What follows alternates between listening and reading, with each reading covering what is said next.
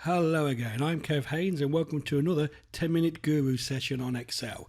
In this particular session we're going to be looking at doing simple calculations using maths in Excel.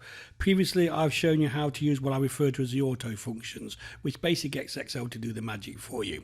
If you don't like maths, you need this method because Excel will do the maths for you. If you love maths, you need to be using Excel because it will do the hard work for you. Either way, you need Excel in your life to perform your maths, whether it's a home budget or a work report. It's up to you. So let's get into how we're doing here.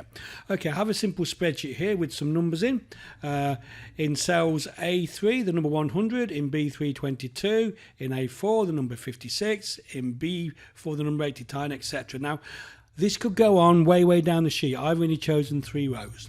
Okay, right, what we've got here is in cells C3 and D3 and E3 and F3, I've got some cells ready where I want to see the answers. So for instance, in there, I want to see those two numbers added up, 100 plus 22.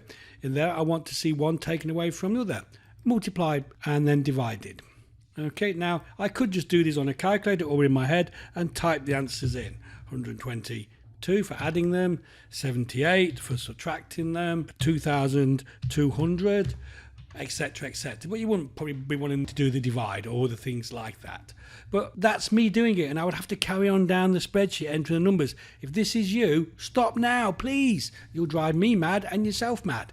Okay, so let's delete these and let's try it the proper way.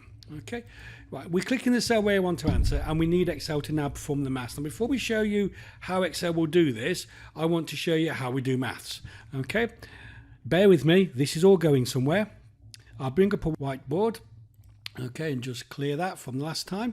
And we're now going to perform some maths. Now, when I was at school, I was shown or taught how to do maths by laying it out in a certain way. Okay, so for instance, adding those numbers, I would have to lay it out like this. 100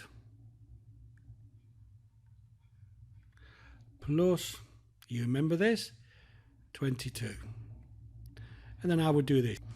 2 plus 0 is 2, 2 plus 0 is 2, 1 plus 0 plus 1 is 122. That method doesn't work for Excel. My children were taught to lay out their maths in a different way, in a sequential form. So for instance, this sum would now look something like this: 100 plus 22 equals 122. Now, they were taught some crazy method using chunking or grouping to figure out how to add those up. It never worked for me, but it does work for Excel, because a calculation laid out like this works really well for Excel, because Excel's not interested in your number, it's interested in the cell that holds a number. So what cell holds the 100? Well, if we go over here, we can see it's cell A3. So we replace that 100 in the calculation with A3. We want to add it, so we'll use the plus symbol again. And we want to add it to the number 22, which in our spreadsheet is in cell B3. So we just put B3 there, simple as that. Okay, so that is A3 added to B3. Now the subtle change is, whereas the children put the equal sign there for doing it on paper, when you want Excel to do a calculation, the equal sign must always be in front. Because what you're actually making here is a little statement, a sentence if you like. Because when you type that lot into a cell, it reads like this from left to right. The number in this cell is equal to the number in A3, 100, plus the number in B3, 22. And the next cell will display in the cell the answer. It won't display the calculation, it will display the answer. So any sort of maths, if we want to take one away from the other, it's now equals A3, the number in A3, minus the number in B3. And it goes on like this for multiplication and division. Interestingly, the symbols for adding and subtracting are fairly straightforward.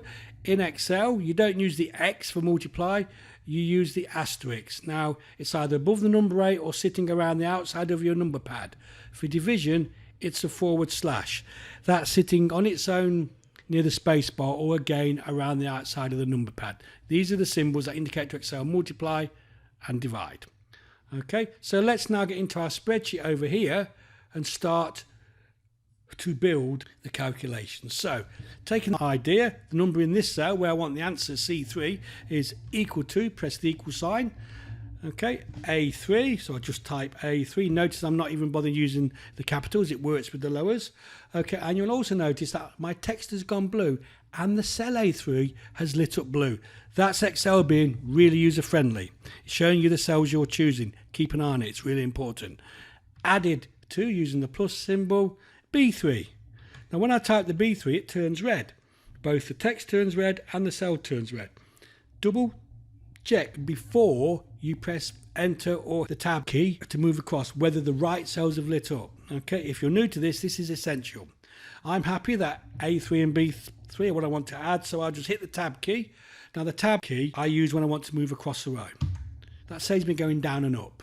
Okay, I use the enter key when I want to go down, and I use the tab key when I want to go across. Now in this next one it's a subtraction, so I want to take one away from the other. So again, equals, the number in cell is equal to the number in A3 minus the number in B3. Now you'll notice one's lit up blue, one's lit up red, and my calculation there. My calculation also shows up here in what is known as the formula bar. If ever you want to edit a calculation because you've typed it wrong, simply click in there and do your edits. Okay, this is quite an important area. Okay, if I'm happy with that, which I am, I will now press tab again and we'll do the next one, which is multiply. Now I'm going to be subtly different this time. I'm not going to be typing the cell references. I still need the equal sign, so I type equals because I'm the world's worst typist. Believe me, that is true. Okay, I prefer to do it another way. You may prefer this way as well. I'm going to simply click on the cell that I want to use. Now I've clicked on A3 and it's put A3 in the cell and the A3 cell's lit up blue. I want to multiply that, so that's the asterisk, by what's in B3. I'll just click on B3. There we go. They've lit blue and red, blue and red. I'm happy. That's the right calculation. Hit the tab key. Now I want to divide them. So the number in this says equal to, click on A3, the number in A3, divided by, click on B3, the number in B3. So I've now got equals A3 divided by B3. So it's also up there. If I'm happy, press enter or tab. Now then, I could keep on doing this for each row, which is not so bad when I've got 3 rows of 4 calculations. But if I've got 1,000 product lines and I want to do these calculations on all of them, that's 4,000 calculations. I showed you a tool in a previous session, both in a 1 minute master and a guru session called autofill, which copies the contents of a cell.